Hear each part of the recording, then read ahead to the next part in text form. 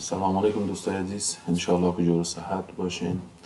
امروز وبسایت را براتون معرفی میکنیم که از طریق از این وبسایت شما میتونید بهترین لوگوی دلخواه خود را جور کنید. این سایت است به نام لوگو میکر.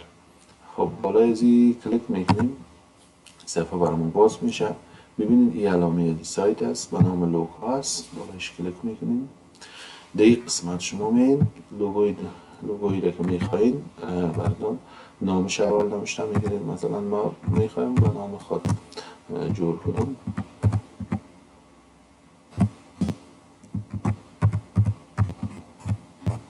مثلا ما به نام خود جور میکنم. Let's make a logo میگم. چند دقیقه منتظر میباشیم تا صفحه بعدی بر ما باز شود.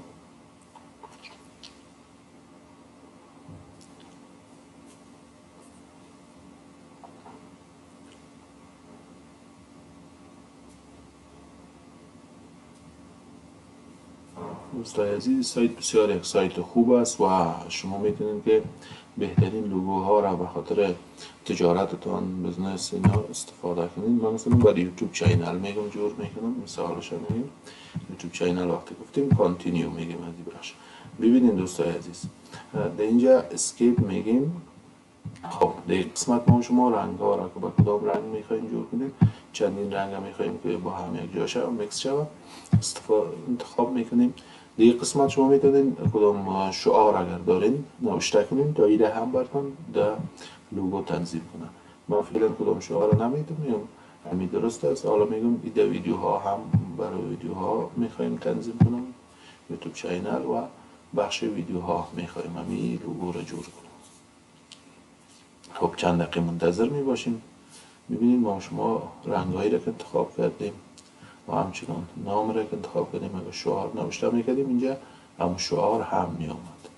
خب چند دقیقه منتظر می باشیم. ببینید لیست از لوگوها را برای ما میاره. شما میتونید از اینجا لوگوی دلخواهتان را که خوشتان آمد اما لوگو را انتخاب کنین. ببینید دوستای عزیز، اینجا انواع لوگوها هست. ببینید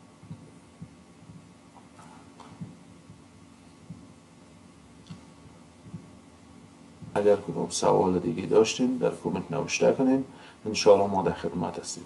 به خاطر آموزش های بیشتر حتما چینل ما را سابسکرایب کنین. بازم وقت خوش، اوقات خوش براتون میخوام.